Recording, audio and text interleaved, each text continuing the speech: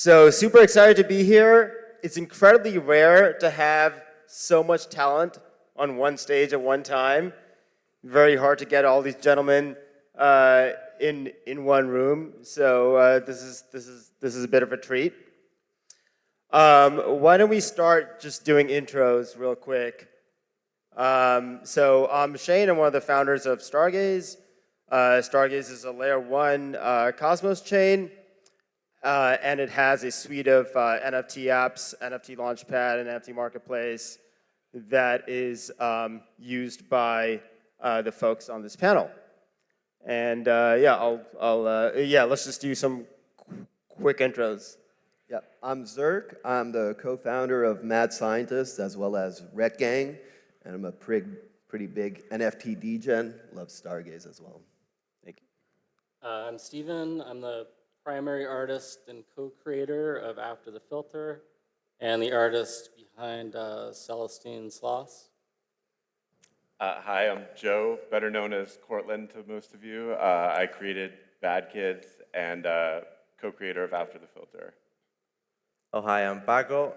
I'm a core contributor to, Celestine Sloths and Lazy Chain. And yeah, very excited to be here, also an NFT degen as well. So I'm sure it's going to be a fun panel, guys. All right, awesome. So why don't we start talking about the origin stories first, just to kind of give a little context here. Everyone here kind of came from like different paths, so I think it'll be kind of interesting to go through that background. Yeah, sure. So I guess I can talk about Mad Scientist. I'm a scientist in real life. I have a PhD in medicinal chemistry, and we have this saying, everything is an experiment in science, and I feel like it really applies to crypto as well. So if you get a negative result, I feel there's still lots of learnings, and hence why we wanted to launch Mad Scientist. We really wanted to push experimentation forward, having, a different mint system using StreamSwap from OmniFlix, having Interchain transferable NFTs using ICS 721 from Arc Protocol and trading on Stargaze, which I think a lot of people enjoyed. And finally, kind of pushing the limits of NFTFi with, our liquid stake derivative that people get, called Mad Scientist. So we're doing all these different experiments for NFTs, and the goal here is really to push the NFT space and kind of showcase what Cosmos is all about, which is experimentation. So that's kind of the genesis, the big idea behind Mad Scientist. But you guys also have kind of a deeper story, right? You started off on Terra and kind of, survived the crash, and you're still here building, right? And there's also Rec Gang, right? Absolutely. The Rec Gang is a completely different project, I would say. It's really focused on degeneracy. I feel like the best comparison that I can have with Rec Gang is kind of the Miladies. And basically where this came from is, as you mentioned, we did mint on Terra. And the goal of wrecked, right? Like, why do you call a project wrecked? That doesn't seem very palatable. But the reason is we want to protect people from getting wrecked. So really it's an education and alpha hub, basically focusing on teaching people how not to get wrecked. Then we mint on Terra. 2 months later, the whole chain collapses. Everybody got wrecked, but I feel through that experience, through that shared experience, you kind of build that culture, build that cult. I think that's the meme word that people like to use nowadays. But really, yeah, that's, we kind of came together, and I think 2.5, 3 years later, we're still pushing, we're still sharing alpha, and we're still having fun at the Rec Gang. Awesome. I really liked Rec News. Is that ever going to come back? It looks like the people that started Rec News rebranded to Babu News. You can follow that. But I think it's not the same people. And yes, again, it's very, don't feel offended when you read that news channel, please. And I don't know who it is. I want to protect their privacy. It's really, again, just to have fun, bring some fun to the Cosmos ecosystem. Awesome. Now, Steve, so you worked on After the Filter and also Sloths. Would love maybe some context and background there. Yeah, I mean, I think compared to everybody else at this entire conference, I'm sort of a latecomer to the crypto space and to NFTs in general. I have a background in art. I've worked in video games. I'm an apparel designer, and sort of accidentally found NFTs as a way to, rather than use my design work to create products, to really just have a direct connection with the audience and find a way to essentially just draw for a living. That was always the goal, I guess. Awesome, awesome. How do you feel is different from coming from a background of being an artist in the non-crypto world? I think it's a really fun space. I think it's a young art market. I oftentimes think about it as being having some parallels to maybe comic books in the 60s, 70s, where there's a lot of idiosyncrasies in the culture that can be fun to play with or disregard, as needed. But there's an eager audience out there for the work, and I think when you bring new ideas to the table, I think you find a receptive audience. Awesome. Yeah, Joe, so Bad Kids was one of the Genesis, collections on Stargaze?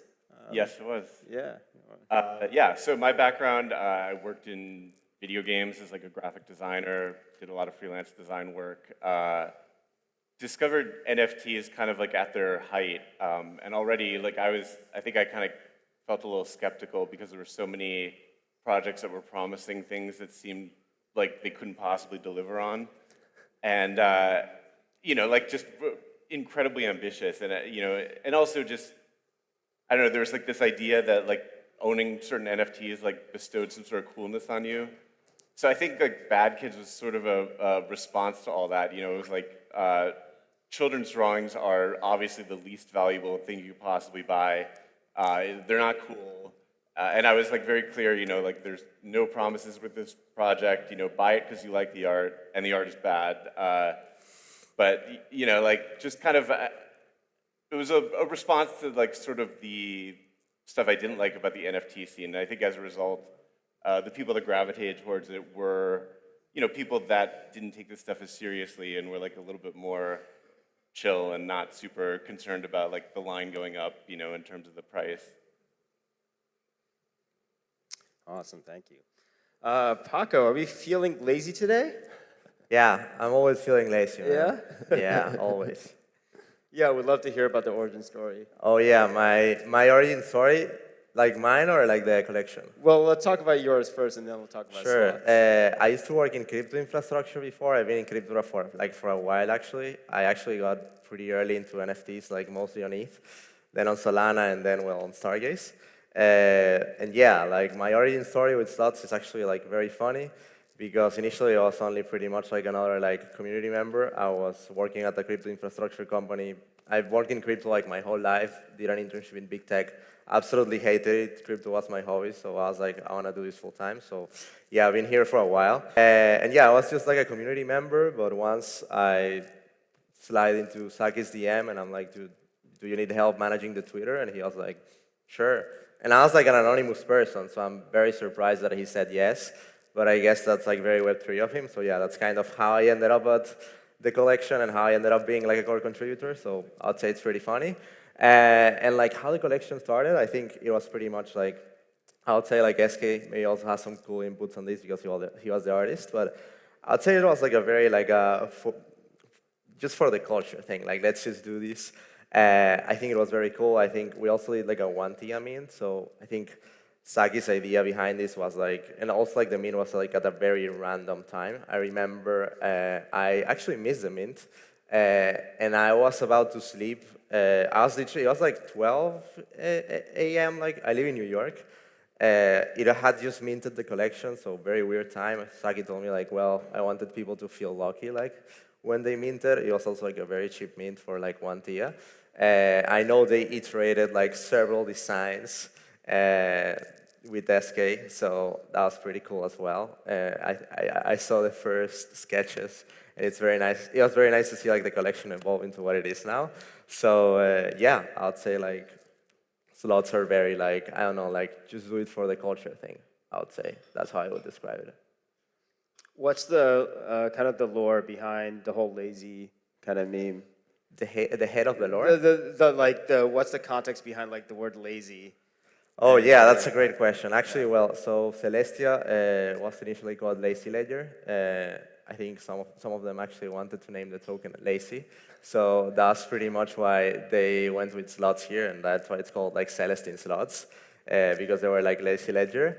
And I don't know, man, like the lazy meme has just pretty much like stuck up pretty well. I feel like we've created like some really like solid stuff that now pretty much like belongs to our collection, and some pretty like solid memes. So yeah, it's really cool to see, because it's pretty much been like almost entirely like a community effort, I would say.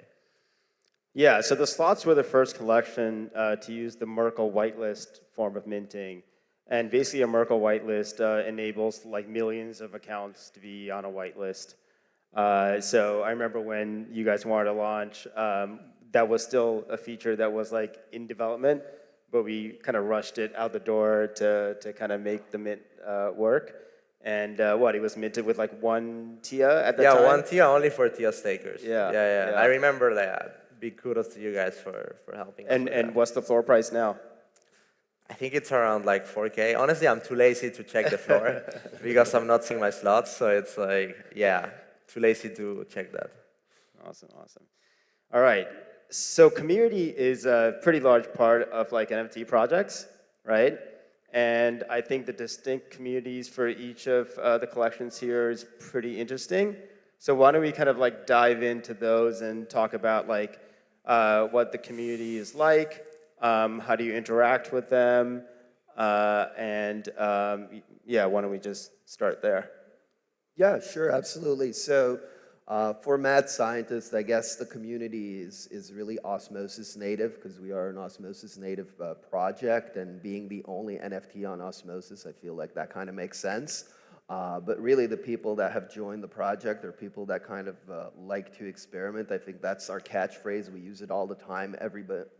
Everything is an experiment. So building these communities obviously takes time. I think there's no secret shortcuts to building a community.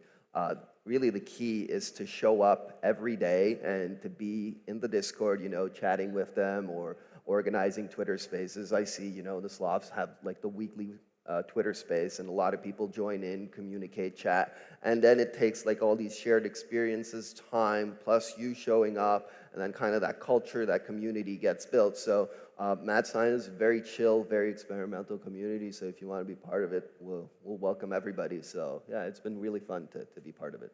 Yeah, and Mad Scientist was one of the very first collections that used ICS 721, which is interchain NFT transfers.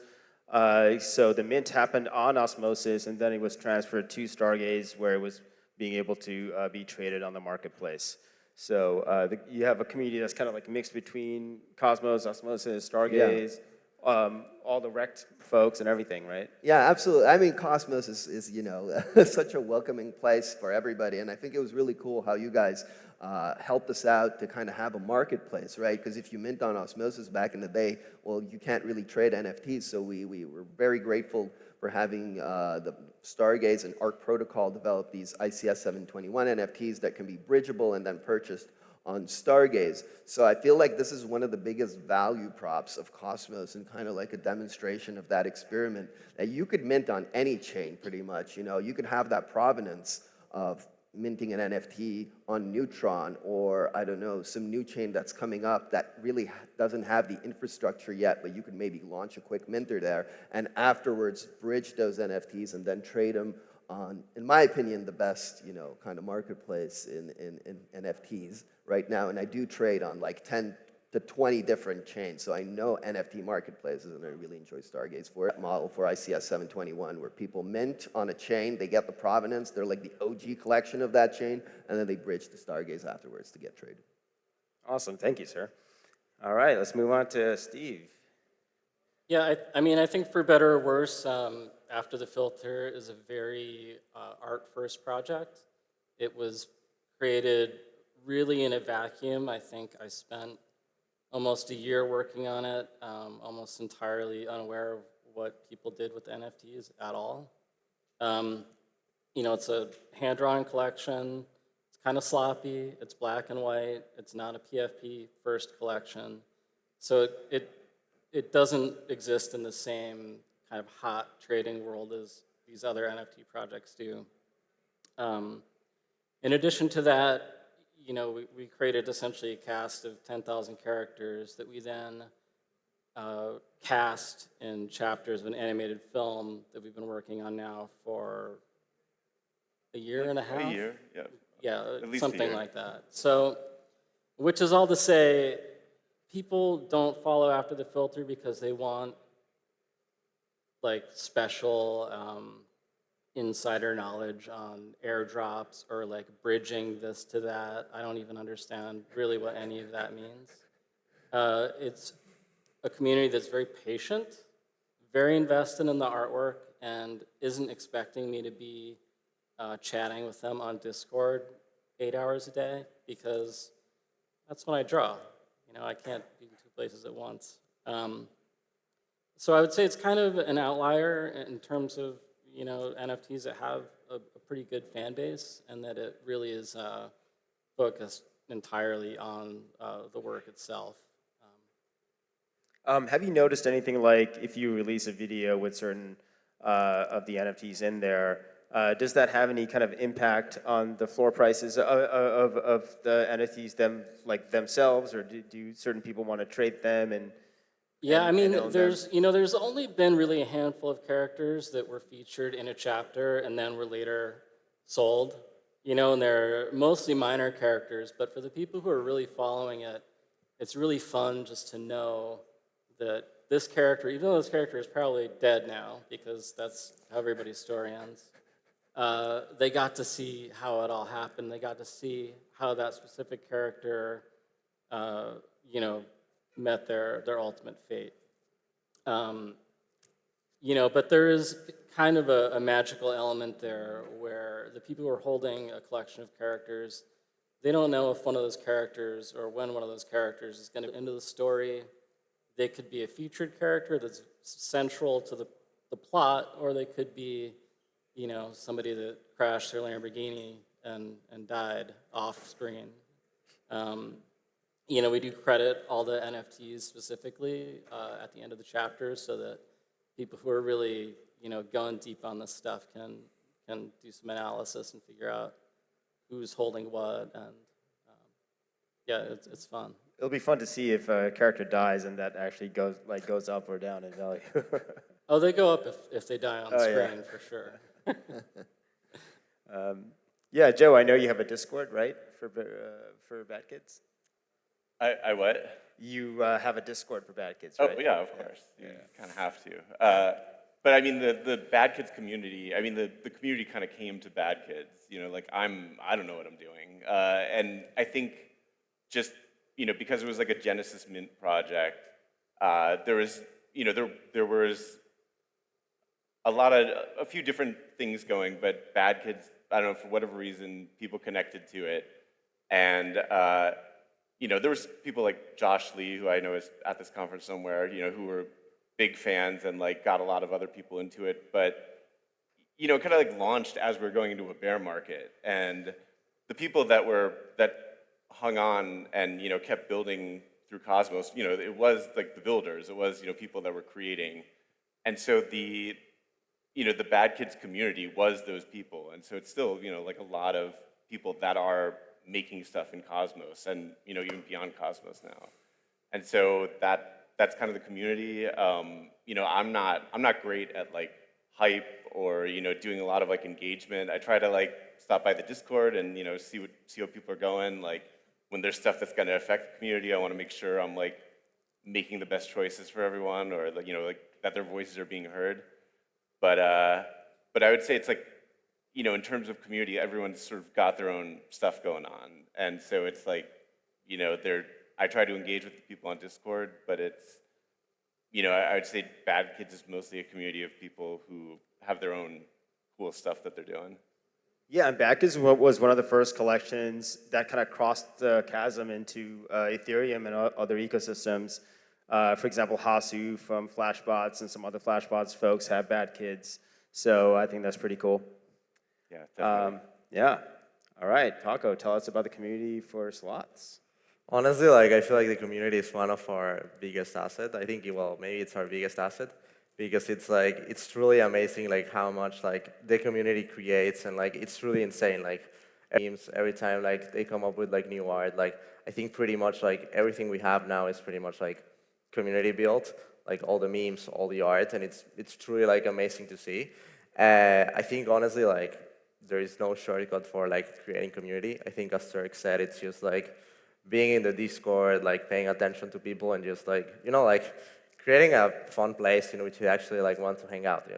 It's like it's not always like all the like same boring stuff that you see in Web3, but it's more like of like, hey, I have like an extended family here. And like if like you have like a problem, like you can also like come to them and be like and rant, and like I think that's pretty cool, like harboring like that sort of like nice space for everyone. And yeah, like I feel like the community is definitely one of our biggest assets, but there is just no like I would say like quick way to like bootstrap that or like just shortcut it. You just have to like spend time on it pretty much. Yeah, I think it's really cool how it got picked up by the modular world, and there's only, what, 2,500 of them? And the modular world is pretty big. And I feel like there might be more in the future. I don't know if you want to share some alpha or not. But Yeah, there's, my thing fell, but anyway. We can still go. So yeah, I feel like with 2,500, definitely that's one of our biggest issues is that we do have like a very, very close-knit community, but our distribution is also like very limited because what are 2,500 NFTs? That's just like a pretty like small niche. So we definitely want to like, like keep building and like new things and like also like keep expanding our distribution. That's also like what we're doing with LazyChain, and maybe we will also like be releasing something like I'd say like quite soon, maybe at the same time. So yeah, definitely like stay tuned. It's something that we're actively like looking at, and so I think one of the really cool things about Web3 is that users can be both like users and shareholders, which I feel like in Web2 or in like normal companies it doesn't happen at all. Like here, like your users are also like your shareholders, and in general, like giving people like skin in the game is something like very powerful, and you simply can't give a lot of people skin in the game with 2,500 NFTs. But yeah, so it's definitely something that we're looking at, and yeah, I think I answered your question, right? yeah, I mean, I'd love to know about a bit more about what you guys are building next. If you want to share some alpha, you also you already mentioned LazyChain. You want to talk a bit more about that, or is it secret? No, it's not secret at all.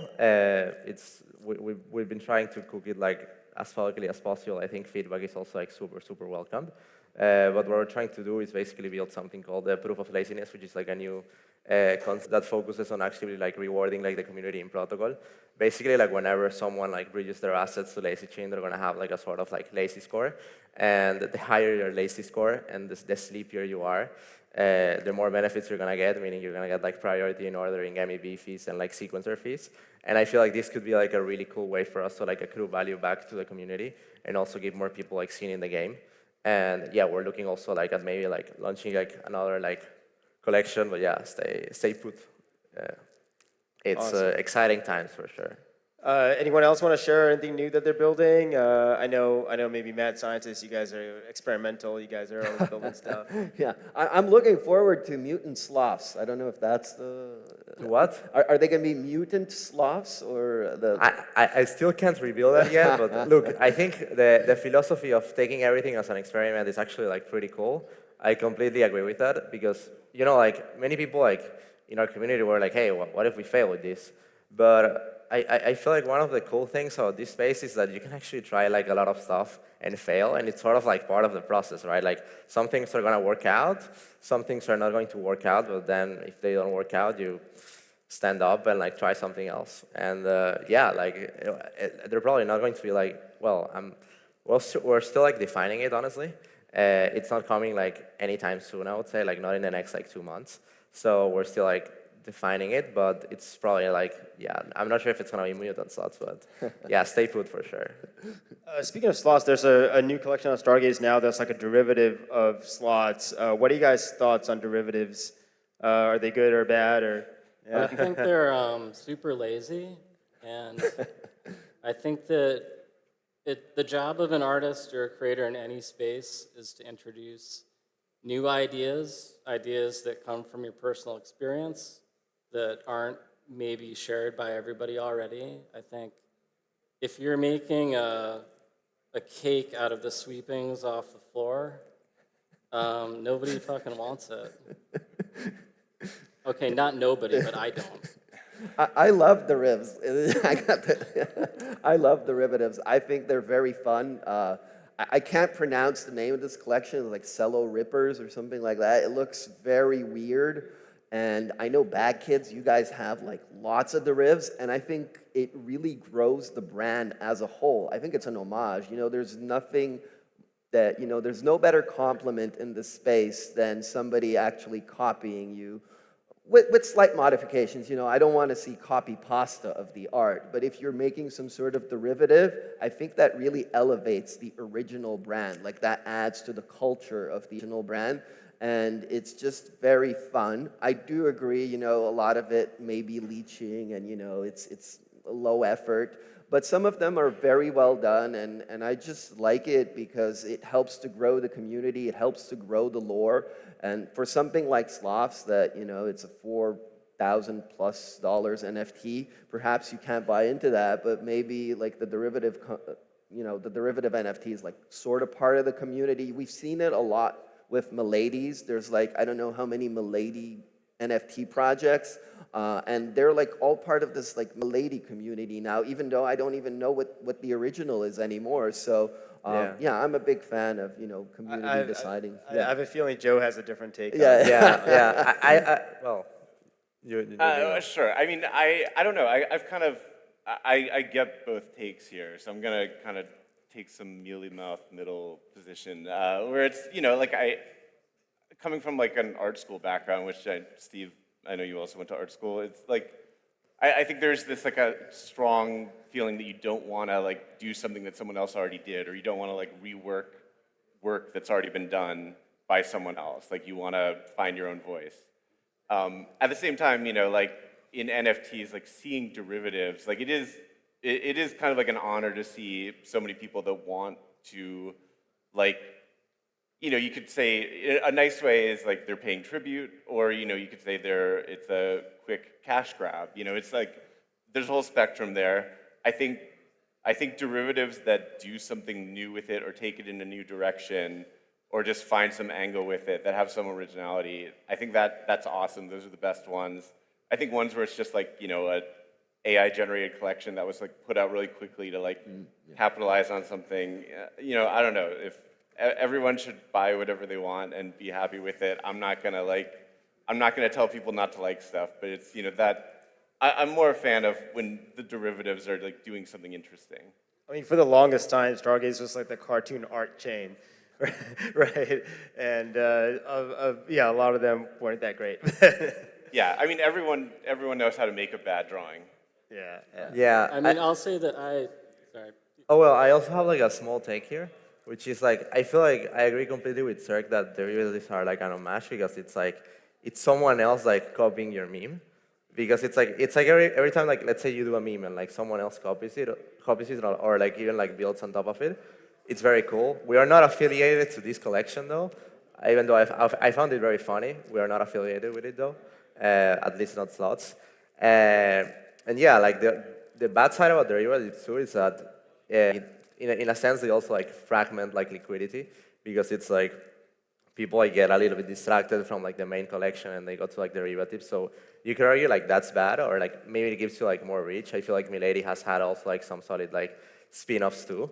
So it's I think that's pretty interesting. But I feel like in a way like it's like, could it have been more if they didn't do any derivatives? Honestly, like I don't know. It's like I think it's impossible to know at this point. But yeah, I think those are the like two sides that you could take here. And I guess yeah.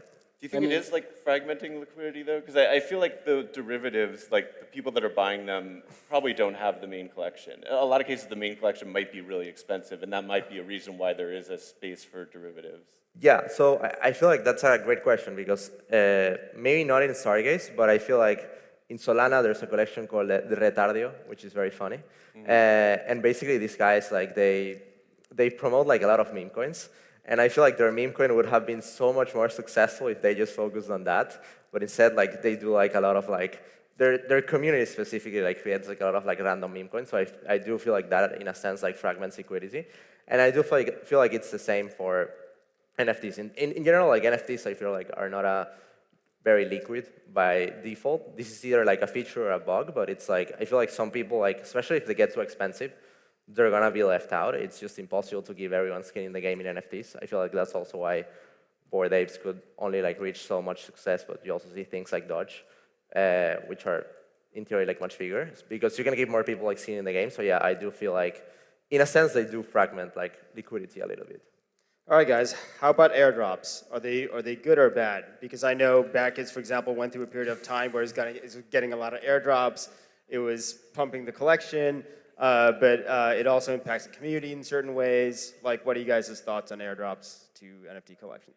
Yeah, as a DJ, and I say they're amazing, you know.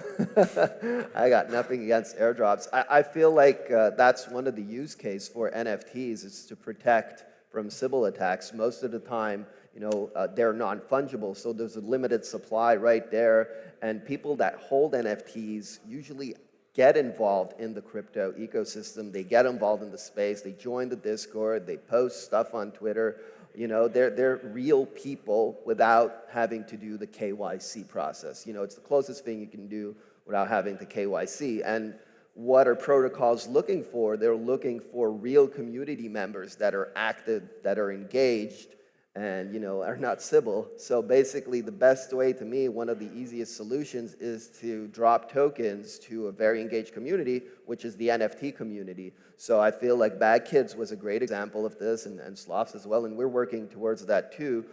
Hence, you know, you need to connect all these amazing builders that we have within the Cosmos with these NFT communities that have community, that have people, that have real users, but also, I think more importantly, they have the marketing power. So I feel like this is one of the things that is lacking within some, you know, Cosmos chains or protocols, is the fact that there's not enough awareness, and I feel like they can leverage the clout that Bad Kids or Sloth or Mad Scientists or After the Filter have, and kind of share that story, share what they're building.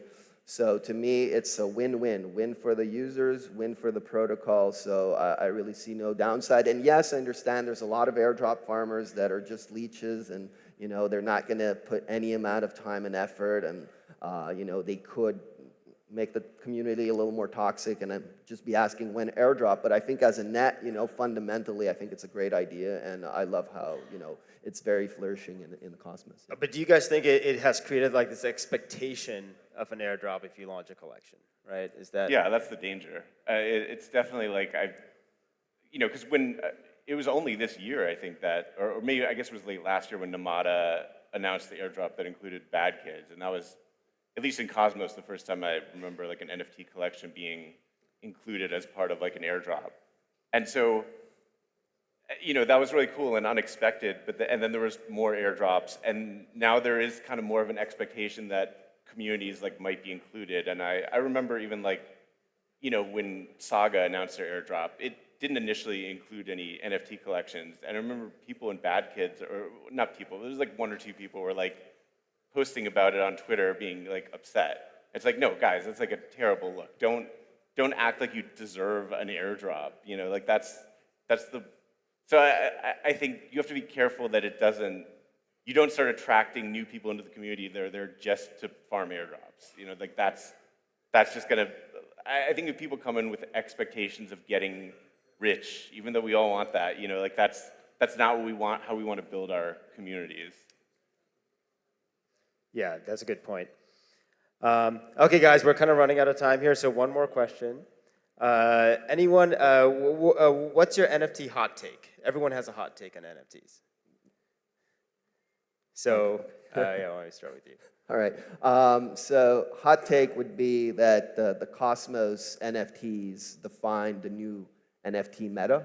I feel like, again, I said this earlier, trade NFTs on 10, 20 different chains, and I feel like within the Cosmos, the NFTs have the best model. Bad Kids with the dev culture, I think is very strong, and I don't see this done very well on other chains, and I'm expecting to see it. Same for Sloths. I feel like it's a great ecosystem exploration project, right? So if you have a sloth, afterwards, if you want to explore Celestia and see what kind of cool protocols are popping up, this is kind of the community you want to be part of. So to me, that is kind of the way forward, and people are going to be replicating a lot of what has been done within the Cosmos. Mad Scientist is obviously experimentation and kind of this new mint model, bridging NFTs and FTFi. So yeah, I'm very bullish on Cosmos NFTs is all I'm saying, and obviously Stargaze as a, kind of the marketplace of those NFTs. I mean, for me as an artist, first, and a community manager, like 4th, and crypto speculator, 10th, 100th place, I would say, for me, I want all NFTs to be way more expensive. I would much rather, when I sit down to create a collection, know what my operating budget is to create it so that I can put as much time and energy as I can into making it good. I think the swing towards selling NFTs for lower and lower prices, hoping that you're going to come back with some kind of tricky secondary market to then pay it off, I think that appeals to a certain type of person, but it doesn't appeal to me because I need to sit down in my studio for a year to create this collection, and I kind of need to know when this thing mints that I'm going to get paid back. I've already taken a year of labor. That's my risk. I've already accepted a huge amount of risk. I don't want to pile risk on top of other speculative risks in order to make a living and continue making art. Okay, hot take. I think when people think of NFTs, they still largely think of PFPs, and that is most of what's launching, and PFPs and the communities around them and stuff like that. I just want to see more people experimenting with the form. We have stuff like gaming NFTs and stuff like that, but just more ways of creating a collection, like an art-focused collection that's not necessarily PFPs, but that's appealing in some other way. And I don't have the answer. I don't know what that is, but I just want to see people experimenting more with the format and trying new stuff, because I think there are other ways of creating and selling NFTs that are original that we don't quite have the formula for yet. You got a hot take for us, Paco? I would say art is not so important in NFTs. The art's not important? I don't think it's the most important Okay, thing. all right, yeah. I mean, there's plenty of examples of, there's rocks, right? There's ETH rocks Yeah. and stuff like that. Where It's just about the vibes. Totally. Okay, guys, thanks a lot. Yeah, this is a great panel. Thanks for bearing with us for all this time.